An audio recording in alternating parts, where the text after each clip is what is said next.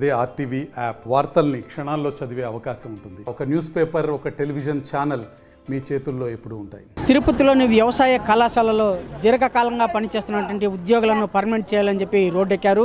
తమ సమాన పనికి సమాన వేతనం కల్పించేంత వరకు తమ ఆందోళన కార్యక్రమాన్ని కొనసాగిస్తామని చెప్పి కార్మికులందరూ విధులను బహిష్కరించి ఆందోళన కార్యక్రమాన్ని చేపట్టారు. ఈ క్రమంలోనే మనతో పాటు మాట్లాడేందుకు ఆందోళన క్రమంలో పాల్గొన్నటువంటి ఉద్యోగులందరూ ఉన్నారు. వాళ్ళని అడిగి తెలుసుకున్నాం. ఇవాళ మీరు ఎందుకు ఆందోళన చేస్తున్నారు? ఈ కారణం ఏంటి? మేము ఇక్కడ 2002 నుంచి కాంట్రాక్ట్ లేబర్గా వర్క్ చేస్తున్నాము. మాకు జీతాలు సరిపోవటం లేదు. పోతే మేము 2023 ఫిబ్రవరి 20వ తేదీ మేము ఇక్కడ ధర్నా చేసినాము. ఆ రోజు జాతీయ సెలవులకు మేము ఫ్రీ మాస్టర్ అడిగినాము, ఐడెంటిటీ కార్డు అడిగినాము. మాకు జీతాలు చాలటం లేదు. 6 నెలలకి 7 నెలలకి జీతాలు ఇస్తూ ఉన్నారు. మమ్మల్ని 2002 నుంచి చేస్తున్నాం కాబట్టి మాకు కాంట్రాక్టర్ వద్దు, మాకు రెగ్యులరే కావాలి. దయచేసి జగనన్న పాదయాత్రలో ఇచ్చింది మాకు అమలు చేయాలి. మాకు చౌరెడ్డి భాస్కర్ రెడ్డి గారు కూడా మీకు టైం స్కేల్ ఇప్పిస్తాము అన్నారు. మాట ఇస్తున్నారు కానీ అది నెరవేర్చుకోలేదు. దాన్ని బట్టి మేము ఏమంటున్నామంటే మేము మా దగ్గర ఓట్లు వేయించుకొని మీరు అసెంబ్లీలో పోయి నిద్రపోవటానికి కాదు మేము ఓట్లు వేసింది. మీరు దయచేసి మా సమస్యలు చూడండి, ఎంతమంది రోడ్డుకు వచ్చామో చూడండి. మేము పొలాల్లో పనిచేస్తాము, మేము పాముల దగ్గర కొరికించుకొని నన్నే తీసుకోండి. ఒక నెల నేను హాస్పిటల్లో ఉన్నాను. కనీసం ఒక రోజు కనీసం వేతనం కూడా మాకు చెల్లించలేదు. మేము ఆ పరిస్థితుల్లో మేము భరించుకొని ఇళ్ళ పని వదిలేసి, బిడ్డలను వదిలేసి, భార్య భర్తలు అందరినీ వదిలేసి మేము ఇక్కడ పనులు చేసుకుంటున్నాము. మాకు 6 నెలలకి 7 నెలలకు జీతాలు ఇస్తే మేము వడ్డీలు ఇది సంఘాలు కడుతున్నాము, ఇంటి బాడీలు కడుతున్నాము. మేము ఎట్లా కట్టాలి, ఎట్లా చేయాలి, మేము ఎట్లా బతకాలి?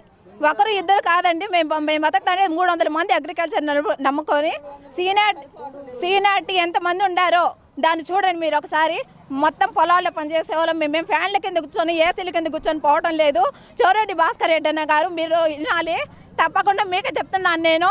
ప్రతి ఇంటికి మాకు ఓట్లకు వచ్చినప్పుడు మాత్రం మీకు తగిన బుద్ధులు చెప్తాము. మీరు సిద్ధమా అన్నప్పుడు మేము కూడా సిద్ధమే అన్న గుర్తుపెట్టుకోండి. దయచేసి మాకు సమాన పనికి సమాన వేతనం ఇవ్వాలి. మాకు ఈ ఎలక్షన్ లోపల మాకు రెగ్యులర్ చేయాలి.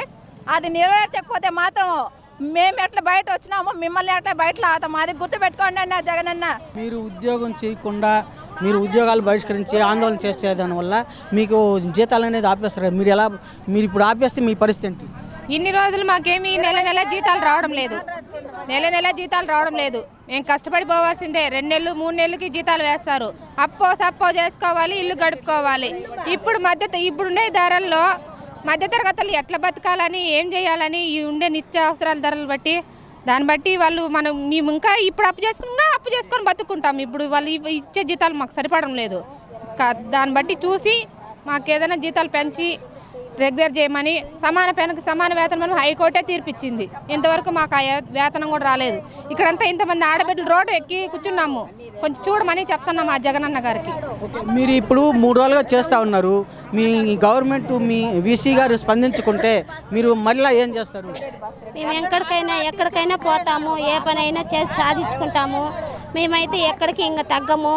ఏ పైన వాళ్ళు ఇచ్చేంత వరకు మేము పోరాడుకుంటూ వస్తాము. మేము ఇంకెక్కడికి పోము అని చెప్తాను. తమ సమస్యలు పరిష్కరించేంత వరకు ఈ ఆందోళన కార్యక్రమాన్ని కొనసాగిస్తామని చెప్పి ధీమా వ్యక్తం చేస్తున్నారు. అలాగే సమస్య పరిష్కరిస్తూ సమాన పనికి సమాన వేతనం కల్పించేంత వరకు ఈ ఆందోళన కార్యక్రమాన్ని కొనసాగిస్తామని చెప్పి స్పష్టం చేస్తున్నారు. వీడియో జర్నలిస్ట్ మణితో రవి, తిరుపతి. మరిన్ని వీడియోస్ కోసం ఛానల్ ని సబ్స్క్రైబ్ చేయండి. లేటెస్ట్ అప్డేట్స్ కోసం వాట్సాప్ ఛానల్ ని ఫాలో చేయండి. అండ్ లింక్ డిస్క్రిప్షన్ లో ఉంది.